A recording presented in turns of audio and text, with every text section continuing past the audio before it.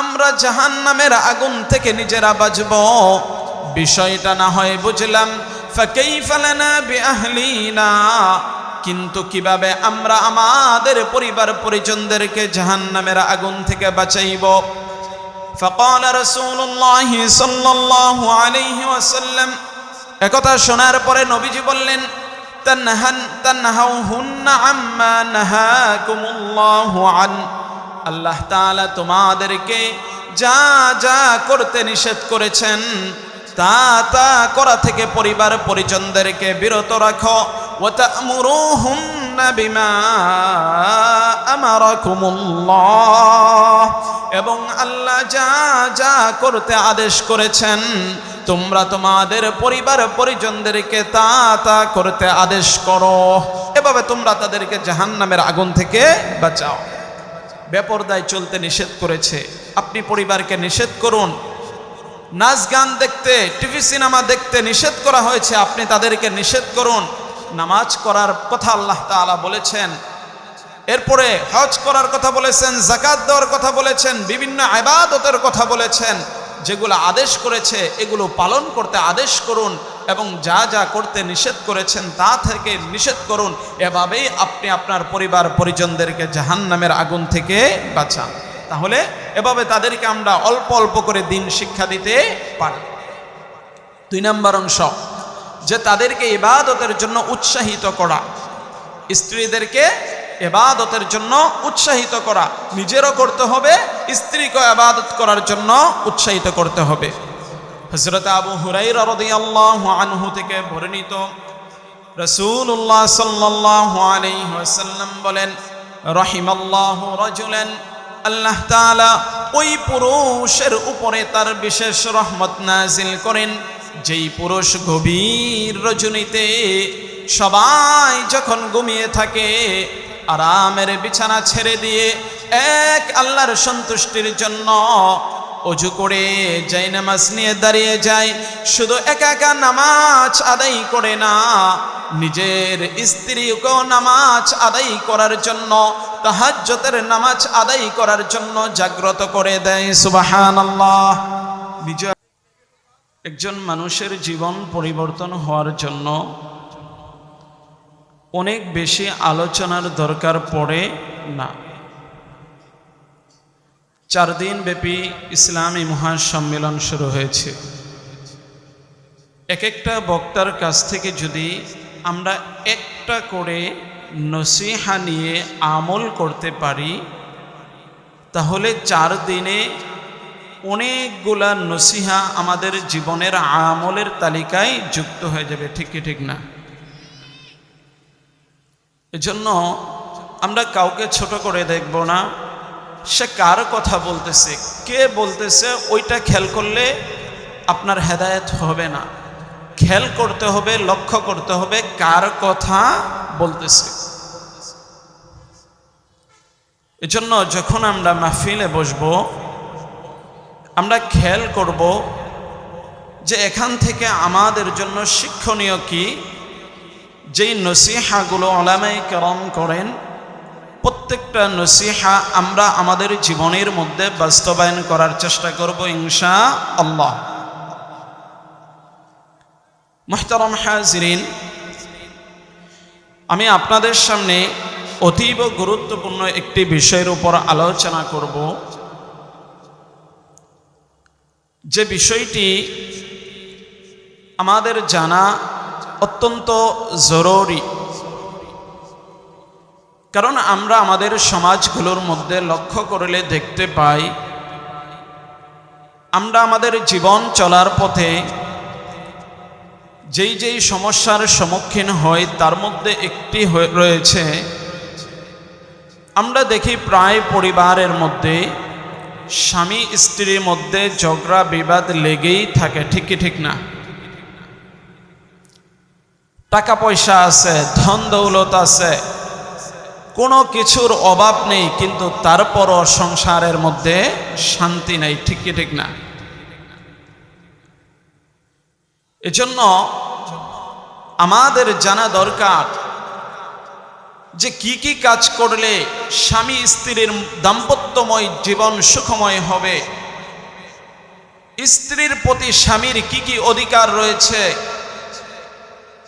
এবং স্বামীর প্রতি স্ত্রীর কি কি অধিকার রয়েছে, কোরআন ও হাদিসের ভাষ্য অনুযায়ী যদি দুইজন দুই দিক থেকে সে তার দায়িত্বগুলা পালন করে, তাহলে অটোমেটিকলি ওই পরিবারের মধ্যে আল্লাহ তাআলার পক্ষ থেকে রহমত নাজিল হবে। যেরকম ঠিক কি ঠিক না? তাহলে আজকে আমি সংক্ষিপ্তভাবে স্ত্রীর প্রতি কি কি দায়িত্ব এবং স্বামীর প্রতি স্ত্রীর কি কি দায়িত্ব এই বিষয়ে কিছু আলোচনা করব। আমরা যারা মা বাবা হয়েছি, বিবাহ করেছি, পরিবারের মধ্যে অশান্তি লেগেই থাকে। আমরা যদি যার যার জায়গা থেকে এই বিষয়গুলা ছাড় দিতে পারি, করণীয়গুলাকে আমল করতে পারি, বর্জনীয়গুলাকে ছেড়ে দিতে পারি, তাহলে আমাদের সংসার সুখময় সংসার হবে। আসুন আমরা জানব স্ত্রীর প্রতি স্বামীর কি কি অধিকার রয়েছে। হযরত আব্দুল্লাহ ইবনে আবু আউফ থেকে বর্ণিত, তিনি বলেন, হযরত মুআজ ইবনে জাবাল যখন সিরিয়া থেকে ফিরেন, আসার পরে তিনি আল্লাহর রাসূল সাল্লাল্লাহু আলাইহি সাল্লামকে সিজদা করলেন। এই দৃশ্য দেখে নবীজি হযরত মুআজকে বললেন, মা হাদা ইয়া মুআজ, হ্যাঁ মুআজ, এটা তুমি কি করলা? হযরত মুআজ বলতেছেন, ইয়া রাসূলুল্লাহ, আমি যখন সিরিয়ায় গিয়েছিলাম তখন আমি দেখলাম সেখানকার লোকেরা তাদের ধর্মীয় নেতা এবং শাসকদের সামনে সিজদা করে। তখন আমি মনে মনে ইচ্ছা পোষণ করলাম যে আমি আমার নবী জনাবে মুহাম্মদুর রাসূলুল্লাহ সাল্লাল্লাহু আলাইহি ওয়াসাল্লামকে সিজদা করব। একথা শোনার পরে فقال النبي صلى الله عليه وسلم فلا تفعلوا فإني لو كنت آمرا أحدا أن يسجد لغير الله। হযরত মুআজের ভাষ্য শোনার পরে নবীজি বলতেছেন, ফালা তাফআলু, তোমরা কখনো সিজদা করবা না, এমনটি করবা না। কেননা ফাইন্নী লাউ কুনতু আমিরান আহাদান আন ইয়াসজুদা লিগাইরিল্লাহ, কেননা আমি যদি কোনো ব্যক্তিকে আল্লাহ ছাড়া দুনিয়ার মধ্যে সিজদা করার অনুমতি দিতাম, লা আমারতুল মারআতা লিজাওজিহা, তাহলে প্রত্যেকটা স্ত্রীকে বলতাম সে যেন তার স্বামীকে সিজদা করে। সুবহানাল্লাহ। ইসলামী শরীয়ত স্বামীর গুরুত্ব কত দিয়েছেন। আল্লাহর নবী বলেন, ফাওয়াল্লাযী নাফসু মুহাম্মাদিন বিয়াদিহি, যে সত্তার হাতে, যে আল্লাহর হাতে আমি মুহাম্মদের জান আর প্রাণ নিহিত, সে আল্লাহর শপথ করে বলছি, একজন স্ত্রী ততক্ষণ পর্যন্ত যতক্ষণ পর্যন্ত না সে তার স্বামীর পরিপূর্ণ হক আদায় করতে পারবে, ততক্ষণ পর্যন্ত ওই স্ত্রী আল্লাহর হক আদায় করতে পারবে না। স্বামীর হক আদায় করা আল্লাহর হক আদায়ের সাথে সম্পৃক্ত। কত গুরুত্ব দিয়েছে স্বামীদের খেদমতের বিষয়টিকে ইসলামী শরিয়ত। হযরতে আয়েশা সিদ্দিকা রাদিয়াল্লাহু আনহা থেকে বর্ণিত, তিনি বলেন, রাসূলুল্লাহ সাল্লাল্লাহু আলাইহি ওয়াসাল্লাম বলেছেন, শোনো স্বামীদের খেদমত করা কিরকম গুরুত্ব ইসলামী শরিয়ত দিয়েছে। নবীজি বলেন, ওয়ালাউ আন্না রাজুলান ইমরাআতাহু ولو أن رجلا امرأته أن تنقل من جبل أحمر إلى جبل أسود ومن جبل أسود إلى جبل أحمر, নবীজি বলেন, কোন স্বামী যদি তার স্ত্রীকে লাল পাহাড়ের পাথরগুলোকে কালো পাহাড়ে কালো পাহাড়ের পাথরগুলাকে লাল পাহাড়ে স্থানান্তরের নির্দেশ দেয়। লাকানা নাউলুহা আন তাফআলা, স্বামীর গুরুত্ব, স্বামীর আনুগত্য করার জন্য স্ত্রীর জন্য এই নির্দেশ পালন করাও আবশ্যক। আল্লাহু আকবার। চিন্তা করে দেখেছেন স্বামীর গুরুত্ব ইসলামী শরীয়ত কি পরিমাণ দিয়েছে? বলতেছে এক পাহাড় থেকে আরেক পাহাড়ের মধ্যে পাথরগুলা যদি স্বামী বলে তুমি এক এক করে নিয়ে সেখানে পৌঁছে দিবা, সেটাও স্ত্রীর জন্য পালন করা অপরিহার্য। তাহলে স্ত্রীর জন্য এক নাম্বার দায়িত্ব হচ্ছে স্বামীর অনুগত করা, আনুগত্য পোষণ করা। 2 নাম্বার স্বামীর খেদমত করা, স্বামীর ঘরের খেদমত করা।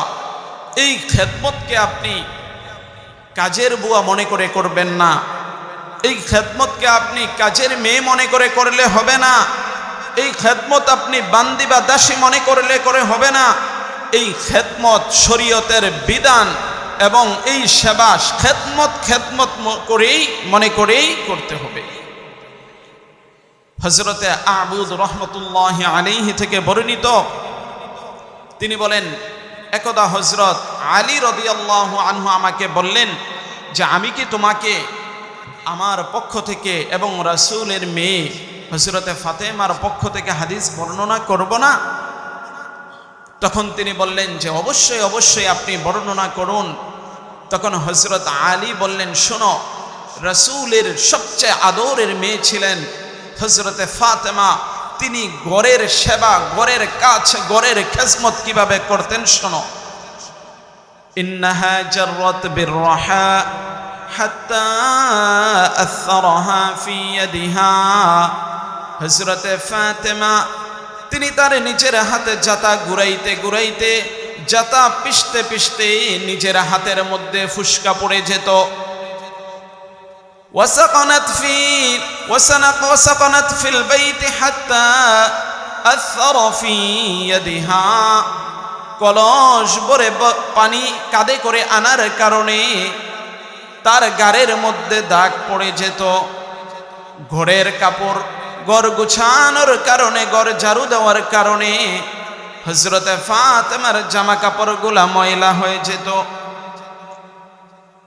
3টি কথা বললেন এই হাদিসের মধ্যে। 1 নাম্বার হচ্ছে যে তিনি জাতা ঘুরাইতেন, পিষতেন, এটা পিষতে পিষতে তার হাতে ফুসকা পড়ে যেত। কলসে করে পানি আনার কারণে কাঁধের মধ্যে দাগ পড়ে যেত এবং ঘর ঝাড়ু দিতে দিতে তার জামা কাপড় ময়লা হয়ে যেত। একবার আল্লাহর হাবিব সাল্লাল্লাহু আলাইহি সাল্লামের কিছু কিছু খাদেম আসলো। হযরত আলী বলতেছেন যে তোমার পিতার কাছে কিছু খাদেম আসছে, যাও তুমি যে তোমার জন্য একটি খাদেম বলে নিয়ে আসো, তাহলে কিছুটা কষ্ট তোমার জন্য লাঘব হবে। হযরত ফাতেমা গেলেন খাদেম আনার জন্য। তিনি সেখানে যাওয়ার পরে দেখলেন যে নবীজি সাহাবাই কেরামের সাথে কথা বলতেছেন, তিনি ব্যস্ত রয়েছেন। এজন্য হযরতে ফাতেমা নিজের হাজতের কথা না বলে চলে আসলেন। পরবর্তী দিন আল্লাহর হাবিব সাল্লাল্লাহু আলাইহি ওয়াসাল্লাম ফাতেমার ঘরে আসলেন। আয়েশা বলতেছেন, ফাতেমা তুমি তো গতকালকে আমার কাছে গিয়েছিলা, কি জন্য গিয়েছিলা কিছুই তো বললা না, চলে আসছো। একথা বলার পরে হযরতে ফাতেমা চুপ রইলেন। এমন সময় হযরত আলী বলতেছেন, ইয়া রাসূলুল্লাহ, আমি তাকে পাঠিয়েছিলাম কারণ সে ঘরের কাজ করতে করতে তার প্রচন্ড কষ্ট হয়। আমি ভাবলাম আপনার কাছে যেহেতু কিছু খাদেম এসেছে, আপনি তাকে একটা খাদেমের ব্যবস্থা করে দিলে তার কাজগুলো একটু সহজ হয়ে যায়। একথা শোনার পরে নবী করিম সাল্লাল্লাহু আলাইহি ওয়াসাল্লাম বলতেছেন, ইত্তাকিল্লাহ ইয়া ফাতেমা, হে ফাতেমা তুমি আল্লাহকে ভয় করো। ওয়া আদ্দি ফরিদাত রাব্বিকা, তুমি তোমার প্রতিপালকের পক্ষ থেকে নির্ধারিত ফরজগুলো আদায় করো। ওয়া'মালি আমালা আহলিকা, এবং তুমি তোমার ঘরের কাজগুলা নিজেই করো। সুবহানাল্লাহ। দু জাহানের বাদশা সরদার দু আলম জনাবে মুহাম্মদুর রাসূলুল্লাহ সাল্লাল্লাহু আলাইহি ওয়াসাল্লামের সবচেয়ে আদরের কন্যা, তাকেও রাসূল সাল্লাল্লাহু আলাইহি সাল্লাম বলতেছেন তুমি তোমার ঘরের কাজগুলা নিজেই করো। আর আমাদের অবস্থা কিরকম? সুখের পরে সুখ, সুখের উপরে টপ বারেন্দা একটা কথা আছে না? এত সুখ পাওয়ার পরও তারপরে শুধু নাই নাই নাই এই বক্তব্যই যায় না। আল্লাহ রাসূল কি বলেছেন? খাদেম থাকার পরেও বলতেছেন তুমি তোমার ঘরের কাজ নিজেই করো।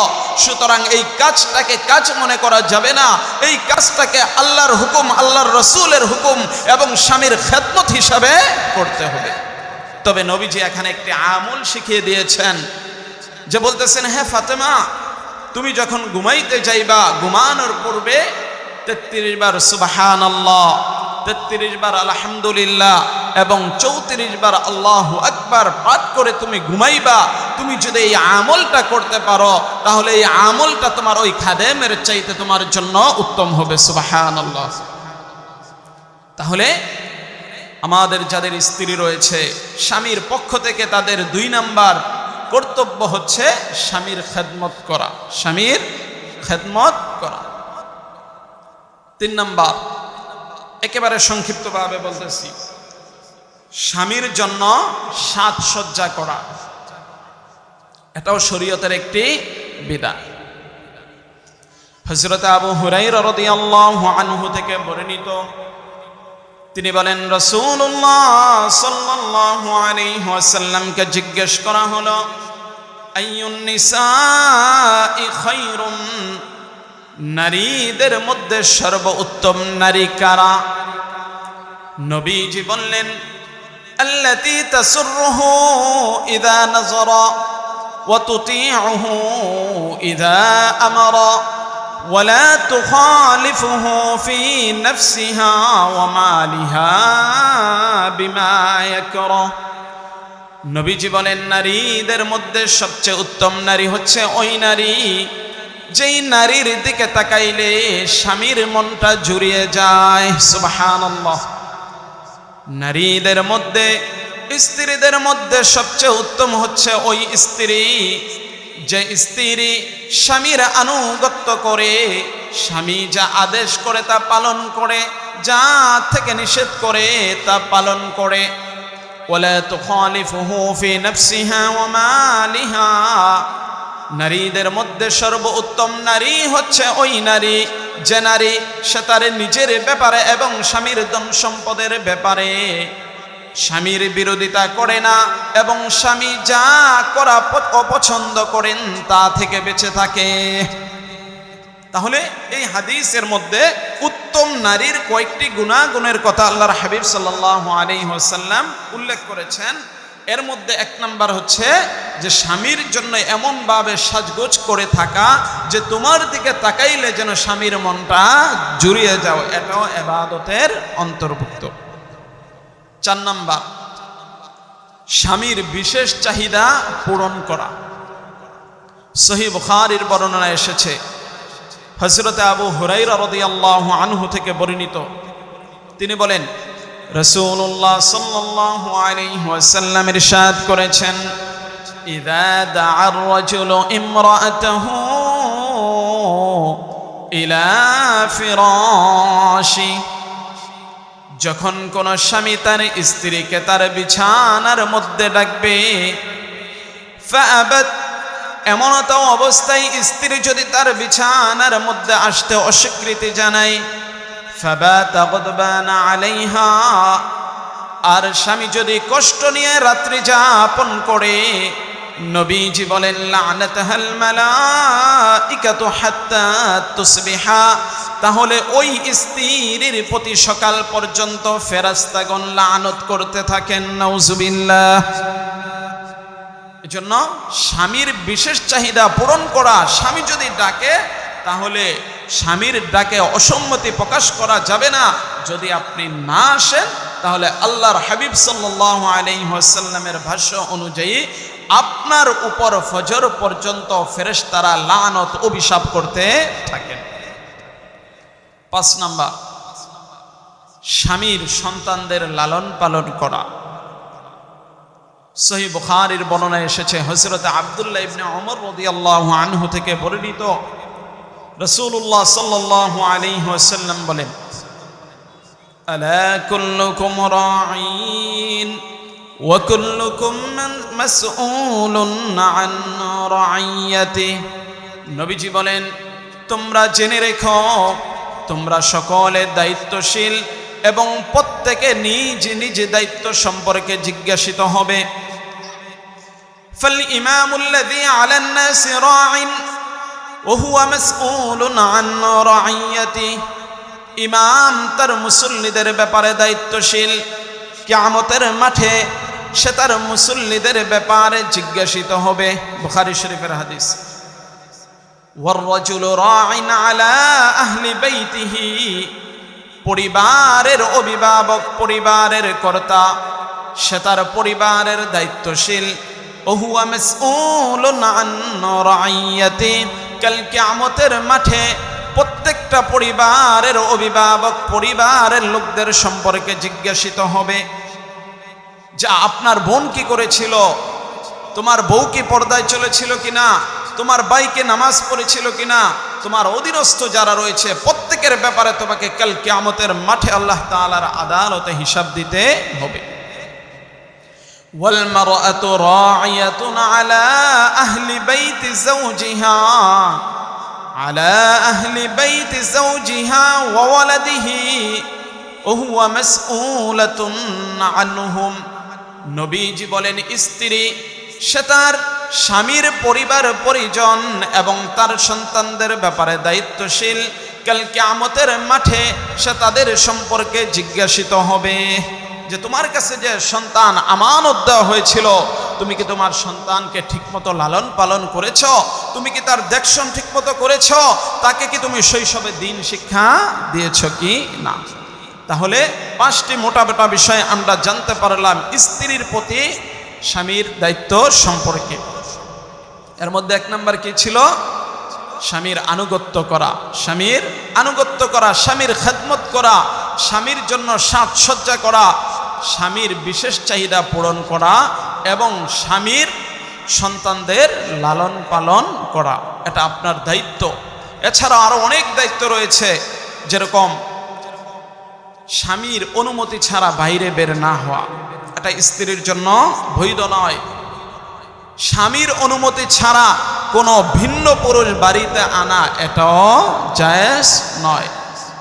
প্রত্যেকটা স্ত্রীর জন্য আবশ্যকীয় হলো স্বামীর বিপদের সময় ধৈর্য ধারণ করা, তাকে সুপরামর্শ দেওয়া, তার পাশে দাঁড়ানো, এটা হচ্ছে প্রত্যেকটা আদর্শ স্ত্রীর পরিচয়। এই দায়িত্বগুলো যদি আমাদের মা বোন যারা রয়েছেন, যারা স্ত্রী হয়ে আছেন, তারা যদি পালন করে, তাহলে আশা করা যায় স্বামী কখনো তার সাথে দুর্ব্যবহার করতে পারে না। এবার আসুন আমরা জানব যে স্বামীর প্রতি স্ত্রীর কি কি অধিকার রয়েছে, স্বামীর উপরে স্ত্রীর কি কি হক রয়েছে।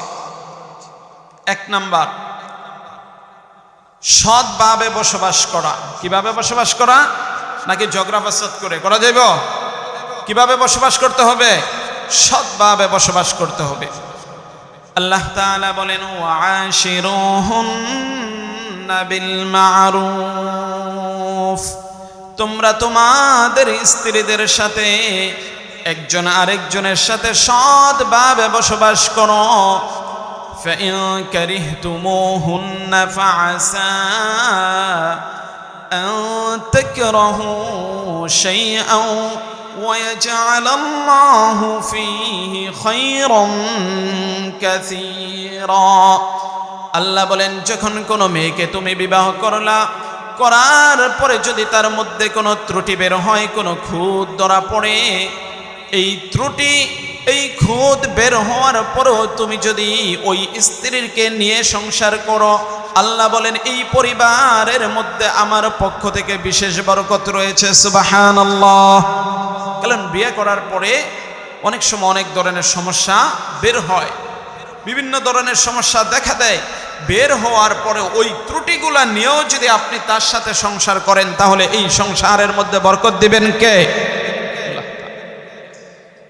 আপনার উত্তম পুরুষের পরিচয়, ভালো মানুষের পরিচয় স্ত্রীর স্বীকৃতির মাধ্যমে হবে। নবীজি বলেন, খায়রুকুম খায়রুকুম লিআহলিহি ওয়া আনা খায়রুকুম লিআহলি, যে তোমাদের মধ্যে সবচেয়ে ভালো হচ্ছে ওই পুরুষ যে তার স্ত্রীর কাছে ভালো, এবং আমি রাসূল তোমাদের থেকে আমার স্ত্রীদের কাছে বেশি ভালো। এজন্য আমরা যদি আল্লাহর রাসূলের ভাষ্য অনুযায়ী ভালো হতে চাই, তাহলে স্ত্রী যদি সাক্ষী দেয় তাহলে আমরা এমনিতেই ভালো।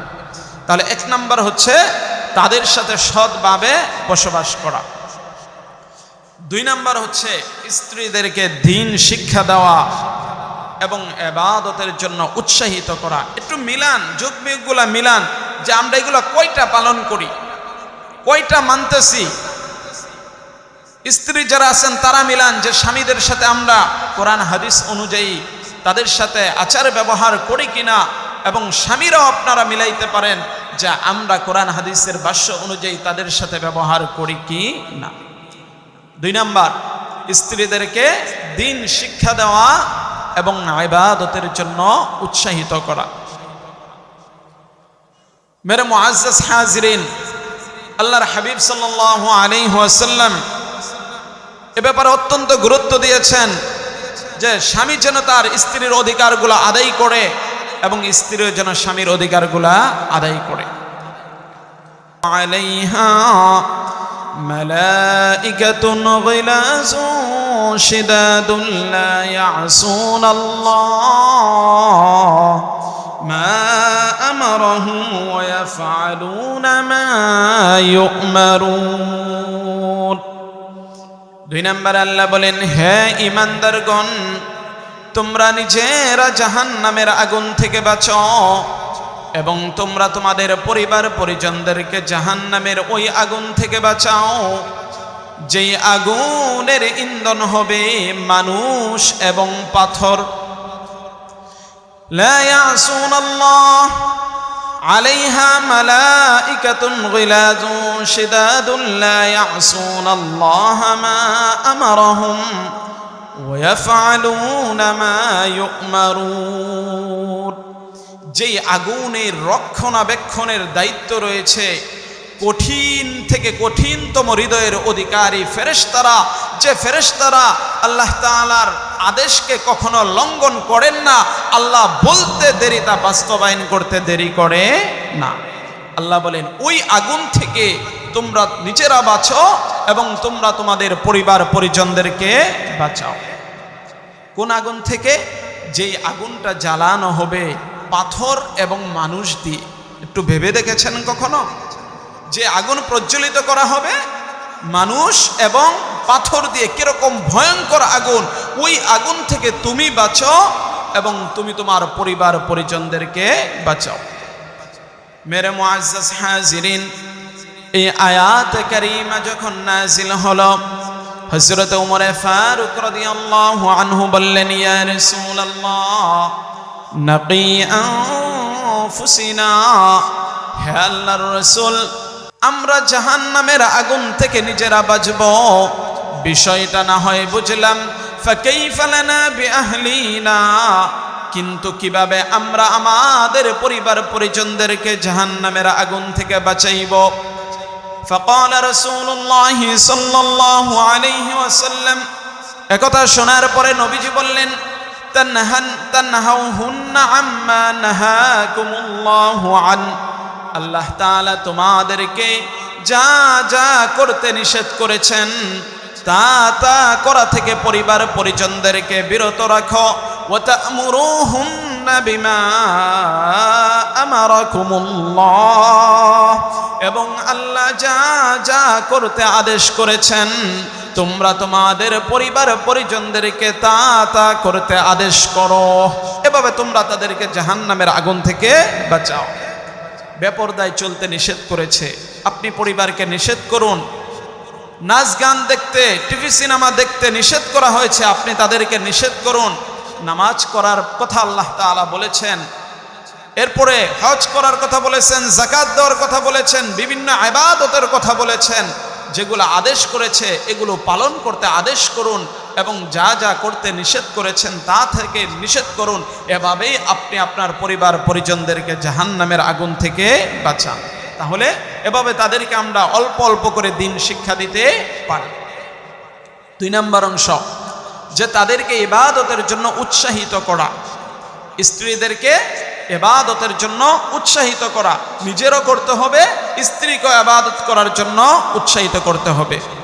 হযরত আবু হুরায়রা রাদিয়াল্লাহু আনহু থেকে বর্ণিত, রাসূলুল্লাহ সাল্লাল্লাহু আলাইহি ওয়াসাল্লাম বলেন, রাহিমাল্লাহু রাজুলান, আল্লাহ তাআলা ওই পুরুষের উপরে তার বিশেষ রহমত নাজিল করেন যেই পুরুষ গভীর রজনীতে সবাই যখন ঘুমিয়ে থাকে আরামের বিছানা ছেড়ে দিয়ে এক আল্লাহর সন্তুষ্টির জন্য অজু করে জায়নামাজ নিয়ে দাঁড়িয়ে যায়। শুধু একা একা নামাজ আদায় করে না, নিজের স্ত্রীকেও নামাজ আদায় করার জন্য, তাহাজ্জুদের নামাজ আদায় করার জন্য জাগ্রত করে দেয়। সুবহানাল্লাহ। নিজে হাকিম ইবনে মুআবিয়া আল কুশাইরি তিনি তার পিতার সূত্রে বর্ণনা করেন, তিনি জিজ্ঞেস করলেন, ইয়া রাসূলুল্লাহ, যে স্বামীদের উপরে স্ত্রীদের কি কি হক রয়েছে? فقال النبي صلى الله عليه وسلم أن تطعمها إذا طعمت وتكسوها إذا اكتسيت ولا تضرب الوجه ولا يجلد أحدكم امرأته جلد العبد ثم يجامعها في آخر اليوم ولا تقبح ولا تهجر إلا في البيت। এই হাদিসের মধ্যে আল্লাহর হাবিব সাল্লাল্লাহু আলাইহি সাল্লাম কয়েকটি নির্দেশ স্বামীদেরকে দিচ্ছেন, কয়েকটা কাজ থেকে নিষেধ করছেন এবং কয়েকটি আদেশ দিচ্ছেন পালন করার জন্য। 1 নম্বরে নবীজি বললেন, আনতু তুইমাহা ইদা তুইমতা, যখন তুমি আহার করো, যখন তুমি খাবার খাও, তুমি তোমার স্ত্রীটাকে ডেকে এনে পাশে বসিয়ে তারপরে একসাথে খাবার খাও। ওয়াতাকসুহা ইদা ইকতাসাইতা, যখন তুমি পরিধান করবা তখন তোমার স্ত্রীকেও পরিধান করাও। অর্থাৎ যখন তুমি তোমার নিজের জন্য কাপড় ক্রয় করবা তখন তুমি তোমার স্ত্রীর জন্য একটি কাপড় ক্রয় করো। 2টা আদেশ করেছেন, এখন কয়েকটা নিষেধ যেগুলো করা যাবে না। নবীজি বলেন, ওয়ালা তাদরিবিল ওয়াজহা, খবরদার, সাবধান, স্ত্রীদের চেহারায় আঘাত করিও না। কি করো না? স্ত্রীদের চেহারায়, হাদিসের মধ্যে চেহারার কথা বিশেষভাবে উল্লেখ রয়েছে। 2 নম্বর অংশের মধ্যে গায়ের কথা উল্লেখ করা হয়েছে। 1 নম্বর হচ্ছে ওয়ালা তাদরিবিল ওয়াজহা, স্ত্রীদের চেহারায় আঘাত করিও না। অনেকেই একটু কথা কাটাকাটি হলেই যদি পাশে থাকে ঠাস করে একটা মাইরা দেয়। শরীয়ত সম্পূর্ণ নিষেধ করেছেন, খবরদার এমনটি করা যাবে না। ওয়ালা ইয়াজলিদু আহাদুকুম ইমরাআতাহু জালদাল আবদি। 2 নম্বরে নবীজি বলতেছেন, খবরদার তোমরা তোমাদের স্ত্রীদেরকে বান্দির মতো, দাসীর মতো প্রহার করিও না। সুম্মা ইউজামিউহা ফি আখিরিল ইয়াউম, তুমি কাকে মারতেছো, কাকে প্রহার করতেছো, কিছুক্ষণ পরে তো দিন শেষে যে তুমি তার সাথেই মিলিত হবে, সুতরাং তাকে মারামারি করা যাবে না। ওয়ালা তুকব্বিহ, স্ত্রীদেরকে গালিগালাজ করিও না।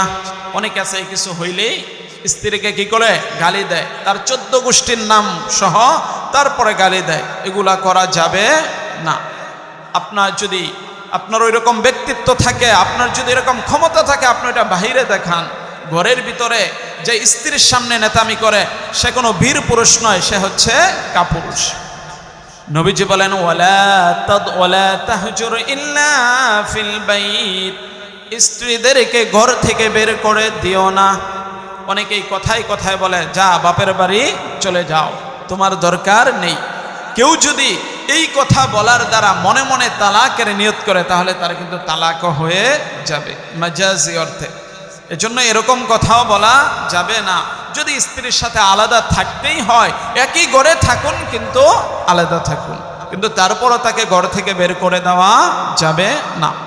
তাহলে 1 নাম্বার হচ্ছে একজন আরেকজনের সাথে সৎভাবে বসবাস করা। 2 নাম্বার হচ্ছে তাদেরকে দ্বীন শিক্ষা দেওয়া, ইবাদতের জন্য উৎসাহিত করা। 3 নাম্বার হচ্ছে তাদেরকে মারামারি করা যাবে না, গালিগালাজ করা যাবে না। 4 নাম্বার তাদের ব্যাপারে সুধারণা পোষণ করা, স্ত্রীদের ব্যাপারে সুধারণা পোষণ করা। আল্লাহ তাআলা বলেন, ইয়া আইয়ুহাল্লাযীনা আমানু ইজতানিবু